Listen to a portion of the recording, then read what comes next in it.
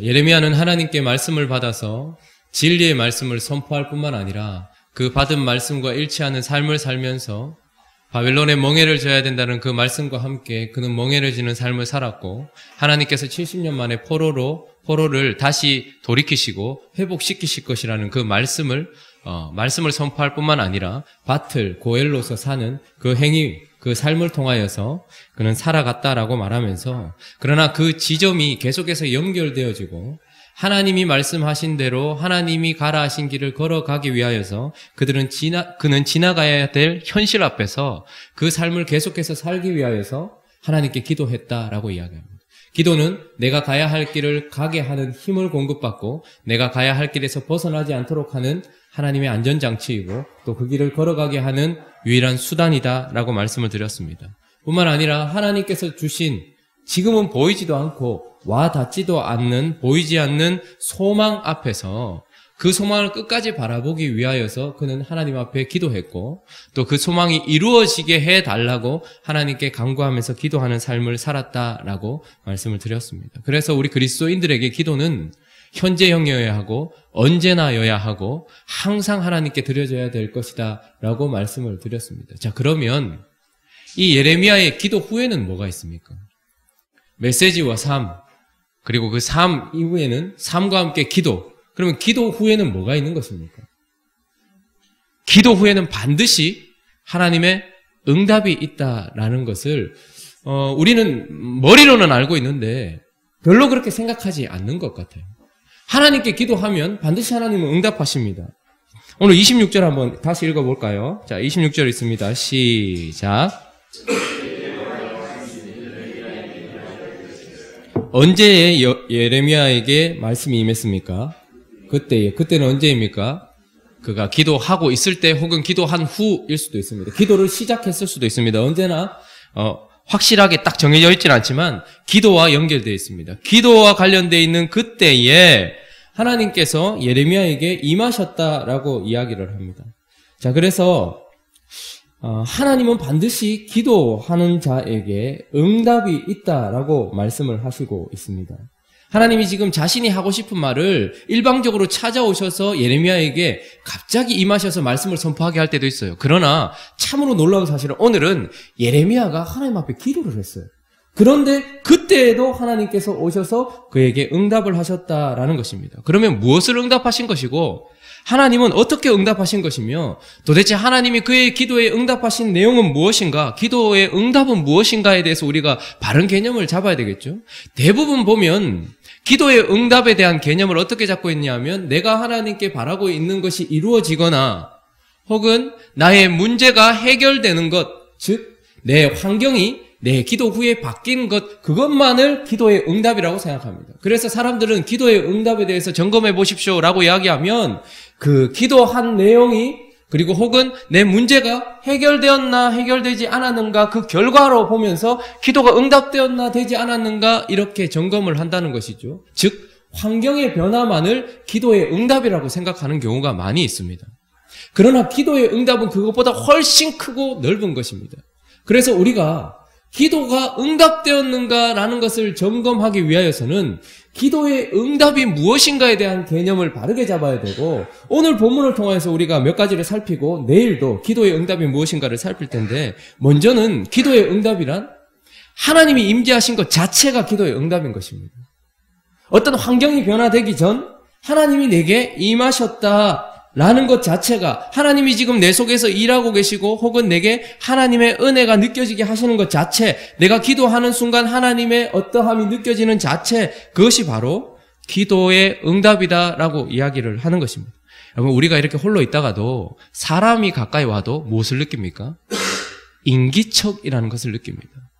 근데 우리는 기도를 하면서 그 기도도 물론 소중하죠. 하나님께 막 쏟아붓습니다. 부르짖습니다. 그런데 그 기도 가운데는 기도를 시작할 때든 기도 가운데든 기도가 끝났을 때든 하나님이 그 기도하는 사람에게 반드시 응답으로 찾아오신단 말이에요. 그러니까 기도의 응답은 환경의 변화보다는 하나님 자신이 먼저 우리에게 오시는 거란 말입니다. 그런데 기도를 하면서 그런 하나님을 기다리지 않는 것 같아요. 그냥 마구 쏟아내고 벌떡 일어나서 나가버리거나 그냥 하나님은 마치 지금 내게 오시지 않는 것처럼 나 혼자 일방적으로 막 이야기를 하는 경우가 참으로 많이 있습니다. 그러나 기도의 응답의 첫 번째 요소는 바로 하나님 자신이 우리에게 오시는 것입니다.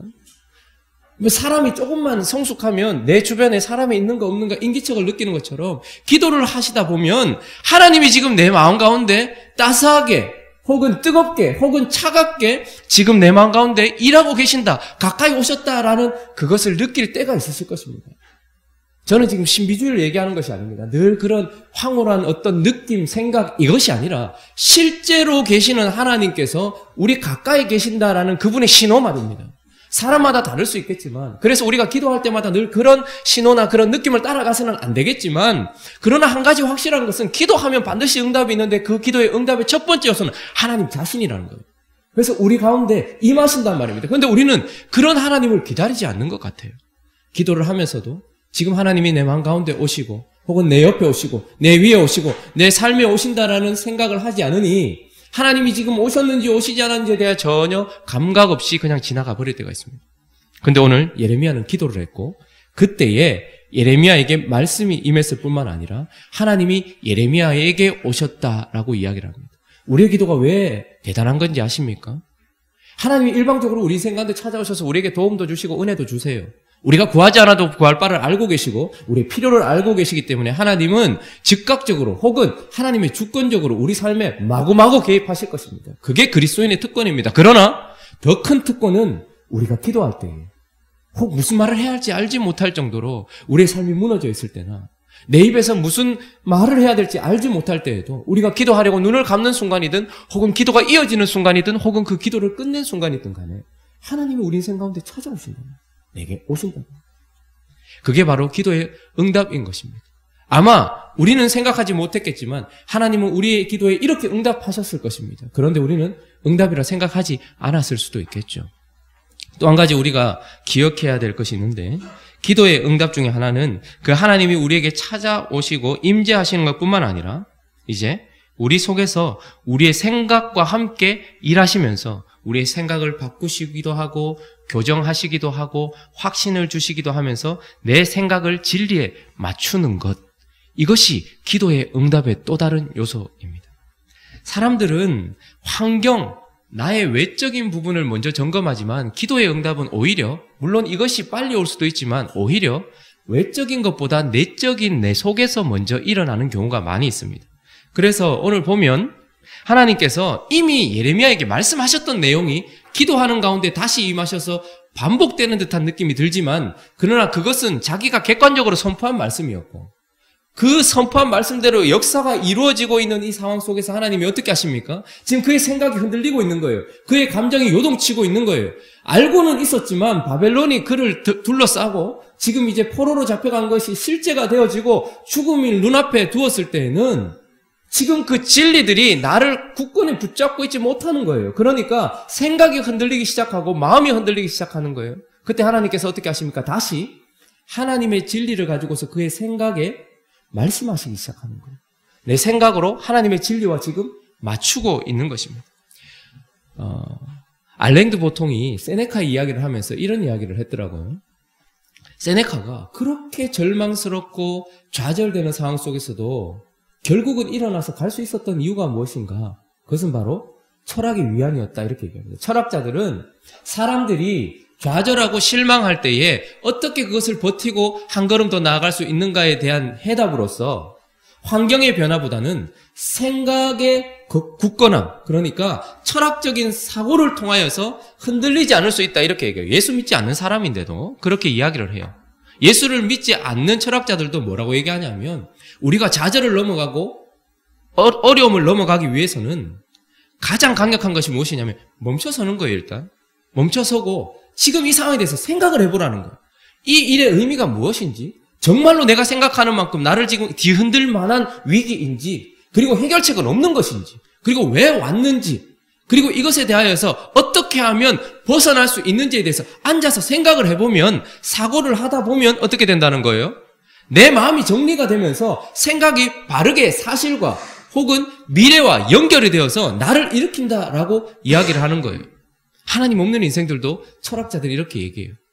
영 틀린 말은 아닙니다. 왜냐하면 하나님은 언제나 인생을 이끌어 가실 때에 멈춰서게 하셔서 생각하게 하시는 것이 그분의 방식이기도 하기 때문에 그렇습니다.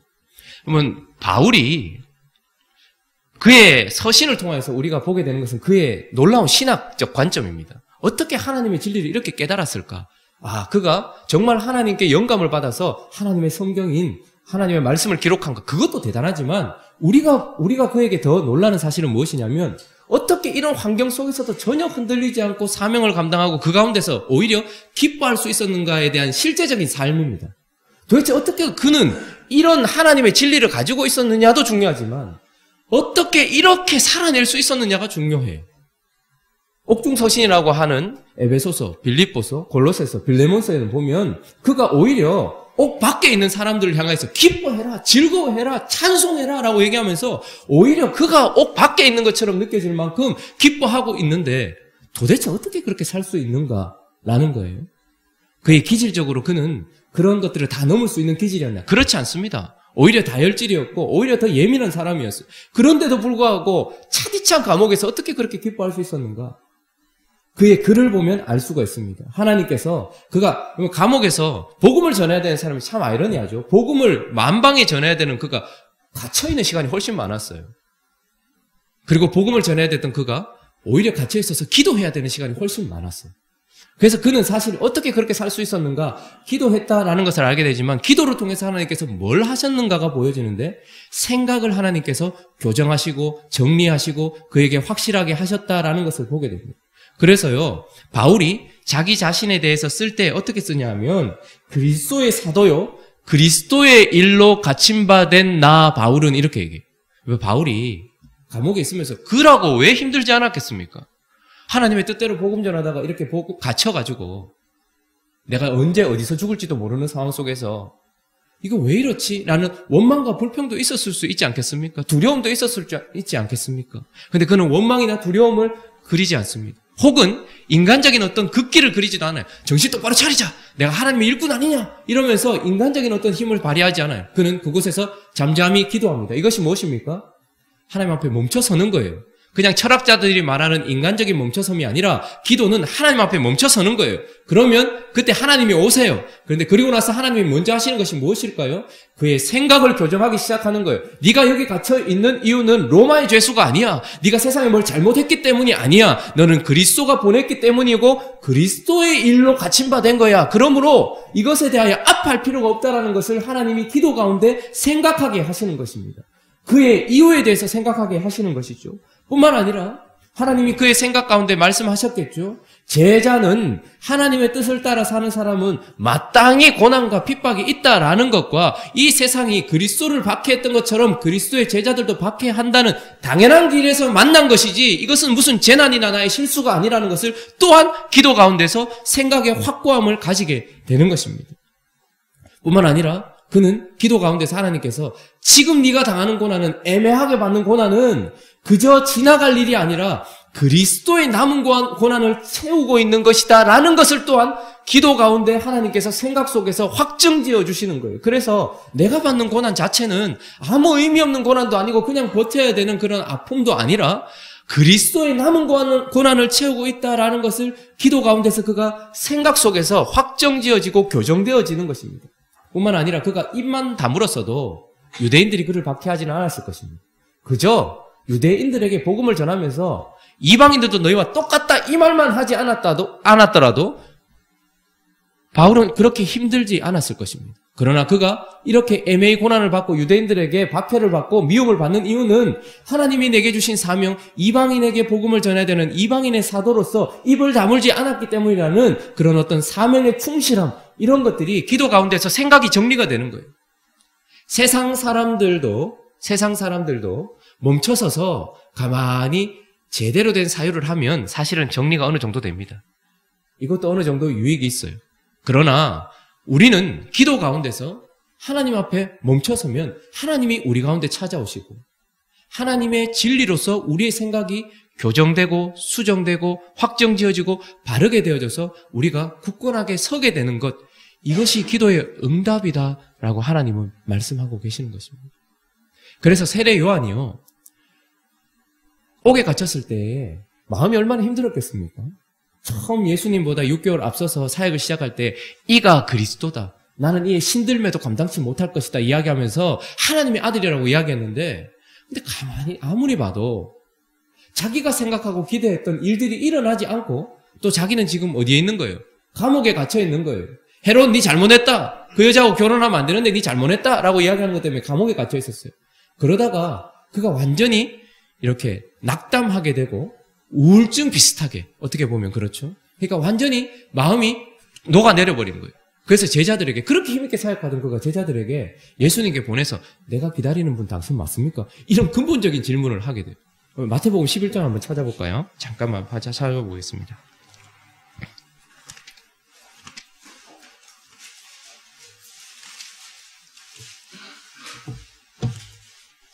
11장 2절부터 보면 세례 요한에 대한 이야기가 나오는데, 마태복음 11장 2절부터 6절까지 한번 읽어보겠습니다. 시작. 요한이 옥에서 그리스도께서 하신 일을 듣고 제자들을 보내요 예수께 여짜오되 오실 그이가 당신이니오니까 우리가 다른 일을 기다리오리까? 예수께서 대답하여 이르시되 너희가 가서 듣고 보는 것을 요한에게 말이되 맹인이 보며 곧 못 걷는 사람이 걸으며 나병 환자가 깨끗함을 받으며 못 듣는 자가 들으며 죽은 자가 살아나며 가난한 자에게 복음이 전파된다 하라. 누구든지 나로 말미암아 실족하지 아니하는 자는 복이 있도다.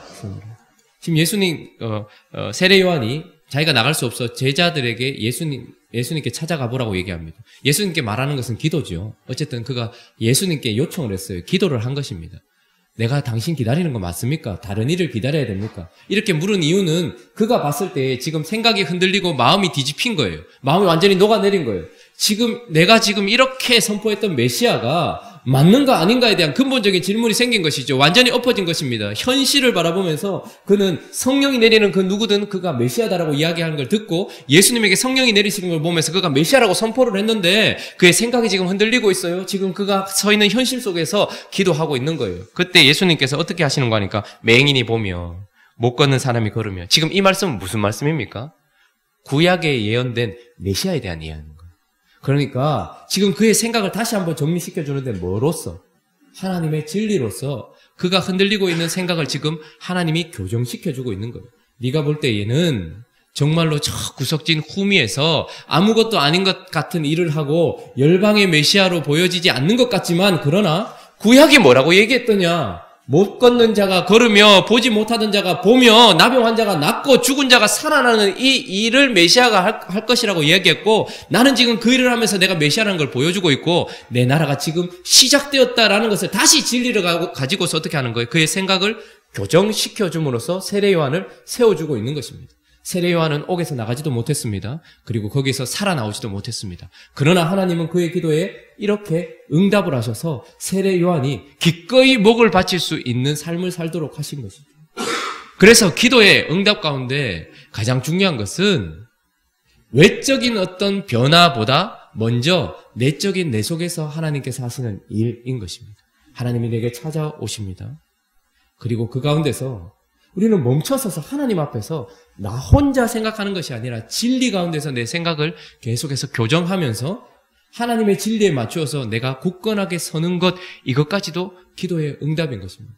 그래서 빌립보서 4장에 뭐라고 얘기합니까?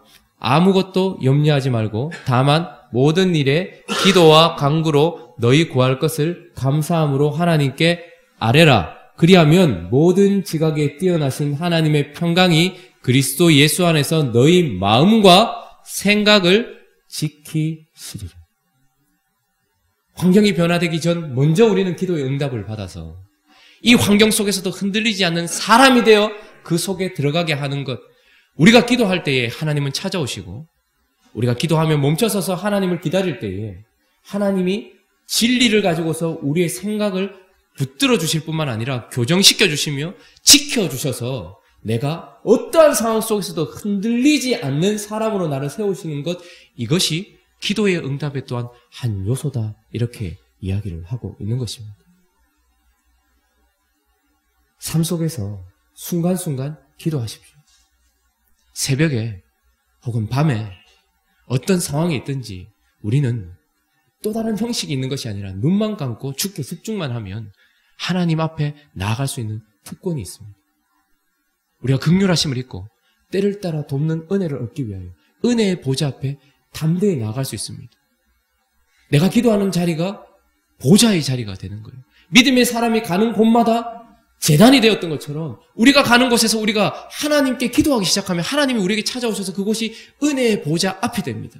그러면 하나님은 우리와 상관없이 우리가 말하고 우리가 소원했던 환경을 확 바꾸시는 분이 아니라 먼저 우리에게 끊임없이 우리의 생각을 바꾸시고 이곳을 성전으로 바꾸시며 이곳이 흔들리지 않는 하나님의 터가 되도록 우리에게 일하시고 하나님은 그렇게 우리에게 먼저 응답을 하시는 것입니다. 그러므로 하나님의 응답에 대한 개념을 바르게 잡아야 됩니다. 우리가 내일도 계속해서 본문을 통해서 살펴보겠지만 먼저 이 응답을 좀 기다리면 좋겠어요. 하나님의 이런 말은 좀 그렇지만 어떤 오심에 대한 그 신호. 저는 가끔씩 빛이 느껴질 때가 있습니다. 여러분 저 이상하게 보지 마십시오. 또 약간 갔다. 오늘 새벽에 또 갔다. 근데 그건 저와 하나님만의 신호인 것 같습니다. 눈을 감고 있어도 그분이 오셨다라는 느낌을 저는 빛으로 느낍니다. 물론 오셨을 수도 있고 아니면 제 느낌일 수도 있겠지만 그러나 가끔씩 아니 제가 힘들 때면 자주 하나님이 제 환경을 하나도 바꿔주시지 않아도 제게 지금 옆에 계신다 혹은 제 앞에 계신다라는 느낌이 벽 앞에 서 있어도 느껴질 때가 있습니다. 그러면 저는 환경이 바뀌지 않아도 이미 응답 가운데서 제 마음의 결이 바뀌었다는 것을 느낍니다. 그리고 가만히 머물러 서 있으면 하나님이 제 생각을 교정하기 시작해요. 왜 두려워해? 왜 마음 어려워해? 그것이 합당해? 근데 그것은 저만의 사유가 아니라 철학적 사고가 아니라 진리에 근거해서 하나님이 하고 계신 일을 제게 다시 설명해 주십니다. 그러면 제 마음의 결이 또다시 굳건해집니다. 그러면 아무 환경이 바뀌지 않아도 그리고 이 기도의 자리에서 일어나서 저기 나가는 순간 어떤 일을 당한다 할지라도 흔들리지 않고 걸어갈 수 있는 힘이 이미 내게 응답으로 왔다는 것을 깨닫게 됩니다. 세상은 머물러 서지 못하게 만듭니다. 근데 교회도 그래서는 안 됩니다. 마음껏 부르짖는 거 좋지만 하나님 앞에 멈춰서서 기도하며 그분의 진리가 나를 녹이고 그분의 진리가 나를 세울 때까지 그분 앞에서 생각하고 기도하는 것. 근데 이것 자체가 사실은 응답인 것입니다. 그 응답을 마음껏 누리는 우리 모두가 되기를 예수 그리스도의 이름으로 축원합니다. 한번 기도하겠습니다. 하나님께서 우리에게 왜 여러 가지 마음속의 근심의 상황들이나 괴로움과 눈물 나는 상황을 주실까요? 그런 게 없으면 기도 안 하거든요. 근데 그 환경 때문이라도 우리는 하나님 앞에 멈춰서게 됩니다. 왜 우리 가운데 환난과 고난을 주실까요? 그게 아니면 우리는 멈춰서지 않고 계속 직진하거든요. 아파 보니까 잠깐 멈춰서게 되고 망해 보니까 잠깐 멈춰서게 되는 거예요. 근데 그 가운데서 우리는 이 망한 것을, 이 아픈 것을 혹은 이런 관계들, 이 모든 것들을 회복 전에 하나님 앞에서 기도하면서 하나님을 만나고 그분이 나의 마음 가운데 그분의 진리를 확정지어주는 생각의 견고함까지 우리가 응답이라는 것을 기억하며 하나님 앞에 오래 머무는 자, 기도하는 자 될 수 있게 달라고 기도했으면 좋겠고 또 우리 교회가 기도하는 교회 될 수 있게 달라고 그렇게 기도했으면 좋겠고 각자의 기도 제목들을 가지고 또 하나님 앞에 기도하며 나아가도록 하겠습니다. 기도하겠습니다.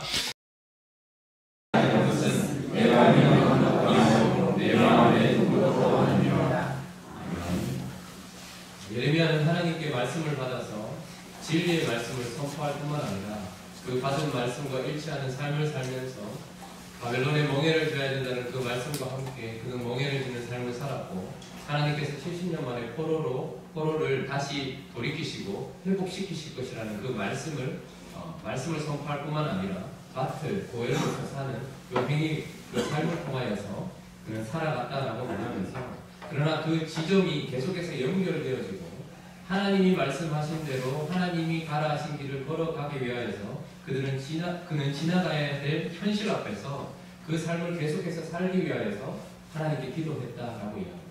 기도는 내가 가야 할 길을 가게 하는 힘을 공급받고 내가 가야 할 길에서 벗어나지 않도록 하는 하나님의 안전장치이고 또 그 길을 걸어가게 하는 유일한 수단이다라고 말씀을 드렸습니다. 뿐만 아니라 하나님께서 주신 지금은 보이지도 않고 와 닿지도 않는 보이지 않는 소망 앞에서 그 소망을 끝까지 바라보기 위하여서 그는 하나님 앞에 기도했고 또 그 소망이 이루어지게 해달라고 하나님께 간구하면서 기도하는 삶을 살았다라고 말씀을 드렸습니다. 그래서 우리 그리스도인들에게 기도는 현재형이어야 하고 언제나여야 하고 항상 하나님께 드려져야 될 것이다 라고 말씀을 드렸습니다. 자, 그러면 이 예레미야의 기도 후에는 뭐가 있습니까? 메시지와 삶, 그리고 그 삶 이후에는 삶과 함께 기도, 그러면 기도 후에는 뭐가 있는 것입니까? 기도 후에는 반드시 하나님의 응답이 있다라는 것을 우리는 머리로는 알고 있는데 별로 그렇게 생각하지 않는 것 같아요. 하나님께 기도하면 반드시 하나님은 응답하십니다. 오늘 26절 한번 다시 읽어볼까요? 자, 26절 있습니다. 시작. 언제 예레미야에게 말씀이 임했습니까? 그때는 언제입니까? 그러니까 기도하고 있을 때 혹은 기도한 후일 수도 있습니다. 기도를 시작했을 수도 있습니다. 언제나 확실하게 딱 정해져 있지는 않지만 기도와 연결되어 있습니다. 기도와 관련되어 있는 그때에 하나님께서 예레미야에게 임하셨다라고 이야기를 합니다. 자, 그래서 하나님은 반드시 기도하는 자에게 응답이 있다라고 말씀을 하시고 있습니다.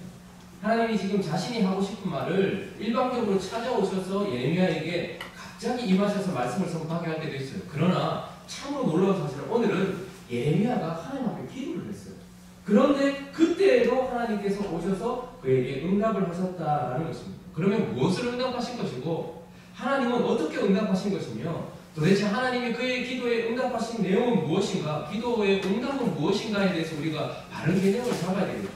대부분 보면 기도의 응답에 대한 개념을 어떻게 잡고 있냐면 내가 하나님께 바라고 있는 것이 이루어지거나 혹은 나의 문제가 해결되는 것, 즉 내 환경이 내 기도 후에 바뀌는 것, 그것만을 기도의 응답이라고 생각합니다. 그래서 사람들은 기도의 응답에 대해서 점검해 보십시오 라고 이야기하면 그 기도한 내용이 그리고 혹은 내 문제가 해결되었나 해결되지 않았는가 그 결과로 보면서 기도가 응답되었나 되지 않았는가 이렇게 점검을 한다는 것이죠. 즉 환경의 변화만을 기도의 응답이라고 생각하는 경우가 많이 있습니다. 그러나 기도의 응답은 그것보다 훨씬 크고 넓은 것입니다. 그래서 우리가 기도가 응답되었는가라는 것을 점검하기 위해서는 기도의 응답이 무엇인가에 대한 개념을 바르게 잡아야 되고 오늘 본문을 통해서 우리가 몇 가지를 살피고 내일도 기도의 응답이 무엇인가를 살필 텐데 먼저는 기도의 응답이란 하나님이 임재하신 것 자체가 기도의 응답인 것입니다. 어떤 환경이 변화되기 전 하나님이 내게 임하셨다라는 것 자체가 하나님이 지금 내 속에서 일하고 계시고 혹은 내게 하나님의 은혜가 느껴지게 하시는 것 자체, 내가 기도하는 순간 하나님의 어떠함이 느껴지는 자체, 그것이 바로 기도의 응답이다라고 이야기를 하는 것입니다. 우리가 이렇게 홀로 있다가도 사람이 가까이 와도 무엇을 느낍니까? 인기척이라는 것을 느낍니다. 그런데 우리는 기도를 하면서 그 기도도 물론 소중하죠. 하나님께 막 쏟아붓습니다. 부르짖습니다. 그런데 그 기도 가운데는 기도를 시작할 때든 기도 가운데든 기도가 끝났을 때든 하나님이 그 기도하는 사람에게 반드시 응답으로 찾아오신단 말이에요. 그러니까 기도의 응답은 환경의 변화보다는 하나님 자신이 먼저 우리에게 오시는 거란 말입니다. 그런데 기도를 하면서 그런 하나님을 기다리지 않는 것 같아요. 그냥 마구 쏟아내고 벌떡 일어나서 나가버리거나 그냥 하나님은 마치 지금 내게 오시지 않는 것처럼 나 혼자 일방적으로 막 이야기를 하는 경우가 참으로 많이 있습니다. 그러나 기도의 응답의 첫 번째 요소는 바로 하나님 자신이 우리에게 오시는 것입니다. 사람이 조금만 성숙하면 내 주변에 사람이 있는가 없는가 인지척을 느끼는 것처럼 기도를 하시다 보면 하나님이 지금 내 마음 가운데 따스하게 혹은 뜨겁게 혹은 차갑게 지금 내 마음 가운데 일하고 계신다, 가까이 오셨다라는 그것을 느낄 때가 있으실 것입니다. 저는 지금 신비주의를 얘기하는 것이 아닙니다. 늘 그런 황홀한 어떤 느낌, 생각 이것이 아니라 실제로 계시는 하나님께서 우리 가까이 계신다라는 그분의 신호가 사람마다 다를 수 있겠지만 그래서 우리가 기도할 때마다 늘 그런 신호나 그런 느낌을 따라가서는 안 되겠지만 그러나 한 가지 확실한 것은 기도하면 반드시 응답이 있는데 그 기도의 응답의 첫 번째 요소는 하나님 자신이라는 거예요. 그래서 우리 가운데 임하신다는 거예요. 그런데 우리는 그런 하나님을 기다리지 않는 것 같아요. 기도를 하면서도 지금 하나님이 내 마음 가운데 오시고 혹은 내 옆에 오시고 내 위에 오시고 내 삶에 오신다라는 생각을 하지 않으니 하나님이 지금 오셨는지 오시지 않는지에 대한 전혀 감각 없이 그냥 지나가 버릴 때가 있습니다. 근데 오늘 예레미야는 기도를 했고 그때에 예레미야에게 말씀이 임했을 뿐만 아니라 하나님이 예레미야에게 오셨다라고 이야기합니다. 우리의 기도가 왜 대단한 건지 아십니까? 하나님이 일방적으로 우리 생각을 찾아오셔서 우리에게 도움도 주시고 은혜도 주세요. 우리가 구하지 않아도 구할 바를 알고 계시고 우리의 필요를 알고 계시기 때문에 하나님은 즉각적으로 혹은 하나님의 주권적으로 우리 삶에 마구마구 개입하실 것입니다. 그게 그리스도인의 특권입니다. 그러나 더 큰 특권은 우리가 기도할 때 무슨 말을 해야 할지 알지 못할 정도로 우리의 삶이 무너져 있을 때나 내 입에서 무슨 말을 해야 될지 알지 못할 때에도 우리가 기도하려고 눈을 감는 순간이든 혹은 기도가 이어지는 순간이든 혹은 그 기도를 끝낸 순간이든 간에 하나님이 우리 인생 가운데 찾아오십니다. 내게 오신다. 그게 바로 기도의 응답인 것입니다. 아마 우리는 생각하지 못했겠지만 하나님은 우리의 기도에 이렇게 응답하셨을 것입니다. 그런데 우리는 응답이라 생각하지 않았을 수도 있겠죠. 또 한 가지 우리가 기억해야 될 것이 있는데 기도의 응답 중에 하나는 그 하나님이 우리에게 찾아오시고 임재하시는 것뿐만 아니라 이제 우리 속에서 우리의 생각과 함께 일하시면서 우리의 생각을 바꾸시기도 하고 교정하시기도 하고 확신을 주시기도 하면서 내 생각을 진리에 맞추는 것, 이것이 기도의 응답의 또 다른 요소입니다. 사람들은 환경, 나의 외적인 부분을 먼저 점검하지만 기도의 응답은 오히려 물론 이것이 빨리 올 수도 있지만 오히려 외적인 것보다 내적인 내 속에서 먼저 일어나는 경우가 많이 있습니다. 그래서 오늘 보면 하나님께서 이미 예레미야에게 말씀하셨던 내용이 기도하는 가운데 다시 임하셔서 반복되는 듯한 느낌이 들지만 그러나 그것은 자기가 객관적으로 선포한 말씀이었고 그 선포한 말씀대로 역사가 이루어지고 있는 이 상황 속에서 하나님이 어떻게 하십니까? 지금 그의 생각이 흔들리고 있는 거예요. 그의 감정이 요동치고 있는 거예요. 알고는 있었지만 바벨론이 그를 둘러싸고 지금 이제 포로로 잡혀간 것이 실제가 되어지고 죽음이 눈앞에 두었을 때는 지금 그 진리들이 나를 굳건히 붙잡고 있지 못하는 거예요. 그러니까 생각이 흔들리기 시작하고 마음이 흔들리기 시작하는 거예요. 그때 하나님께서 어떻게 하십니까? 다시 하나님의 진리를 가지고서 그의 생각에 말씀하시기 시작합니다. 내 생각으로 하나님의 진리와 지금 맞추고 있는 것입니다. 알랭드 보통이 세네카 이야기를 하면서 이런 이야기를 했더라고요. 세네카가 그렇게 절망스럽고 좌절되는 상황 속에서도 결국은 일어나서 갈 수 있었던 이유가 무엇인가? 그것은 바로 철학의 위안이었다. 이렇게 얘기해요. 철학자들은 사람들이 좌절하고 실망할 때에 어떻게 그것을 버티고 한 걸음 더 나아갈 수 있는가에 대한 해답으로서 환경의 변화보다는 생각의 굳건함, 그러니까 철학적인 사고를 통하여서 흔들리지 않을 수 있다. 이렇게 얘기해요. 예수 믿지 않는 사람인데도 그렇게 이야기를 해요. 예수를 믿지 않는 철학자들도 뭐라고 얘기하냐면 우리가 좌절을 넘어가고 어려움을 넘어가기 위해서는 가장 강력한 것이 무엇이냐면 멈춰서는 거예요. 일단 멈춰서고 지금 이 상황에서 생각을 해보라는 거예요.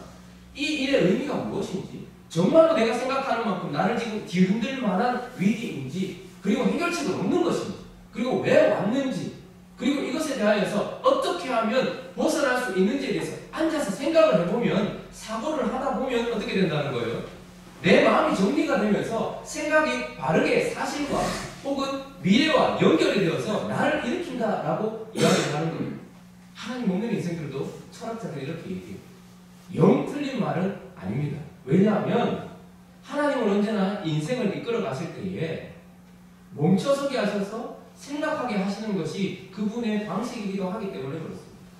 그러면 바울이 그의 서신을 통해서 우리가 보게 되는 것은 그의 놀라운 신학적 관점입니다. 어떻게 하나님의 진리를 이렇게 깨달았을까? 그가 정말 하나님께 영감을 받아서 하나님의 성경인 하나님의 말씀을 기록하고 그것도 대단하지만 우리가 그에게 더 놀라는 사실은 무엇이냐면 어떻게 이런 환경 속에서도 전혀 흔들리지 않고 사명을 감당하고 그 가운데서 오히려 기뻐할 수 있었는가에 대한 실제적인 삶입니다. 도대체 어떻게 그는 이런 하나님의 진리를 가지고 있었느냐도 중요하지만 어떻게 이렇게 살아낼 수 있었느냐가 중요해요. 옥중서신이라고 하는 에베소서, 빌립보서, 골로새서, 빌레몬서에 보면 그가 오히려 밖에 있는 사람들을 향해서 기뻐해라, 즐거워해라, 찬송해라 라고 얘기하면서 오히려 그가 밖에 있는 것처럼 느껴질 만큼 기뻐하고 있는데 도대체 어떻게 그렇게 살 수 있는가라는 거예요. 그의 기질적으로 그는 그런 것들을 다 넘을 수 있는 기질이었나? 그렇지 않습니다. 오히려 다혈질이었고 오히려 더 예민한 사람이었어요. 그런데도 불구하고 차디찬 감옥에서 어떻게 그렇게 기뻐할 수 있었는가? 그의 글을 보면 알 수가 있습니다. 하나님께서 그가 감옥에서 복음을 전해야 되는 사람이 참 아이러니하죠. 복음을 만방에 전해야 되는 그가 갇혀있는 시간이 훨씬 많았어요. 그리고 복음을 전해야 되는 그가 오히려 갇혀있어서 기도해야 되는 시간이 훨씬 많았어요. 그래서 그는 사실 어떻게 그렇게 살 수 있었는가? 기도했다라는 것을 알게 되지만 기도를 통해서 하나님께서 뭘 하셨는가가 보여지는데 생각을 하나님께서 교정하시고 정리하시고 그에게 확실하게 하셨다라는 것을 보게 됩니다. 그래서요 바울이 자기 자신에 대해서 쓸 때 어떻게 쓰냐면 그리스도의 사도요 그리스도의 일로 갇힘받은 나 바울은 이렇게 얘기해요. 바울이 감옥에 있으면서 그라고 왜 힘들지 않았겠습니까? 하나님의 뜻대로 복음 전하다가 이렇게 보고 갇혀가지고 내가 언제 어디서 죽을지도 모르는 상황 속에서 이거 왜 이렇지? 라는 원망과 불평도 있었을 수 있지 않겠습니까? 두려움도 있었을 수 있지 않겠습니까? 근데 그는 원망이나 두려움을 그리지 않습니다. 혹은 인간적인 어떤 급기를 그리지 않아요. 정신 똑바로 차리자. 내가 하나님의 일꾼 아니냐? 이러면서 인간적인 어떤 힘을 발휘하지 않아요. 그는 그곳에서 잠잠히 기도합니다. 이것이 무엇입니까? 하나님 앞에 멈춰서는 거예요. 그냥 철학자들이 말하는 인간적인 멈춰섬이 아니라 기도는 하나님 앞에 멈춰서는 거예요. 그러면 그때 하나님이 오세요. 그런데 그리고 나서 하나님이 먼저 하시는 것이 무엇일까요? 그의 생각을 교정하기 시작하는 거예요. 네가 여기 갇혀있는 이유는 로마의 죄수가 아니야. 네가 세상에 뭘 잘못했기 때문이 아니야. 너는 그리스도가 보냈기 때문이고 그리스도의 일로 갇힌받은 거야. 그러므로 이것에 대하여 압할 필요가 없다는 것을 하나님이 기도 가운데 생각하게 하시는 것입니다. 그의 이유에 대해서 생각하게 하시는 것이죠. 뿐만 아니라 하나님이 그의 생각 가운데 말씀하셨겠죠. 제자는 하나님의 뜻을 따라 사는 사람은 마땅히 고난과 핍박이 있다라는 것과 이 세상이 그리스도를 박해했던 것처럼 그리스도의 제자들도 박해한다는 당연한 길에서 만난 것이지 이것은 무슨 재난이나 나의 실수가 아니라는 것을 또한 기도 가운데서 생각의 확고함을 가지게 되는 것입니다. 뿐만 아니라 그는 기도 가운데서 하나님께서 지금 네가 당하는 고난은 애매하게 받는 고난은 그저 지나갈 일이 아니라 그리스도의 남은 고난을 채우고 있는 것이다 라는 것을 또한 기도 가운데 하나님께서 생각 속에서 확증되어 주시는 거예요. 그래서 내가 받는 고난 자체는 아무 의미 없는 고난도 아니고 그냥 버텨야 되는 그런 아픔도 아니라 그리스도의 남은 고난을 채우고 있다라는 것을 기도 가운데서 그가 생각 속에서 확정되어지고 교정되어지는 것입니다. 뿐만 아니라 그가 입만 다물었어도 유대인들이 그를 박해하지는 않았을 것입니다. 그저 유대인들에게 복음을 전하면서 이방인들도 너희와 똑같다 이 말만 하지 않았더라도 바울은 그렇게 힘들지 않았을 것입니다. 그러나 그가 이렇게 애매히 고난을 받고 유대인들에게 박해를 받고 미움을 받는 이유는 하나님이 내게 주신 사명, 이방인에게 복음을 전해야 되는 이방인의 사도로서 입을 다물지 않았기 때문이라는 그런 어떤 사명의 충실함 이런 것들이 기도 가운데서 생각이 정리가 되는 거예요. 세상 사람들도 멈춰서서 가만히 제대로 된 사유를 하면 사실은 정리가 어느 정도 됩니다. 이것도 어느 정도 유익이 있어요. 그러나 우리는 기도 가운데서 하나님 앞에 멈춰서면 하나님이 우리 가운데 찾아오시고 하나님의 진리로서 우리의 생각이 교정되고 수정되고 확정지어지고 바르게 되어져서 우리가 굳건하게 서게 되는 것 이것이 기도의 응답이다 라고 하나님은 말씀하고 계시는 거죠. 그래서 세례 요한이요 옥에 갇혔을 때 마음이 얼마나 힘들었겠습니까? 처음 예수님보다 6개월 앞서서 사역을 시작할 때 이가 그리스도다. 나는 이 신들면서 감당치 못할 것이다 이야기하면서 하나님의 아들이라고 이야기했는데 근데 가만히 아무리 봐도 자기가 생각하고 기대했던 일들이 일어나지 않고 또 자기는 지금 어디에 있는 거예요? 감옥에 갇혀 있는 거예요. 헤롯 니 잘못했다. 그 여자하고 결혼하면 안 되는데 니 잘못했다 라고 이야기하는 것 때문에 감옥에 갇혀 있었어요. 그러다가 그가 완전히 이렇게 낙담하게 되고 우울증 비슷하게 어떻게 보면 그렇죠. 그러니까 완전히 마음이 녹아내려버리고 그래서 제자들에게 그렇게 힘있게 사역하는 거가 제자들에게 예수님께 보내서 내가 기다리는 분 당신 맞습니까? 이런 근본적인 질문을 하게 됩니다. 마태복음 11장 한번 찾아볼까요? 한번 찾아보겠습니다.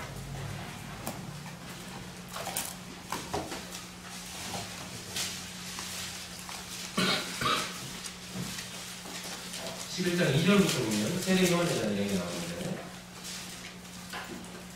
마태복음 11장 2절부터 6절까지 한번 읽어보겠습니다. 시작.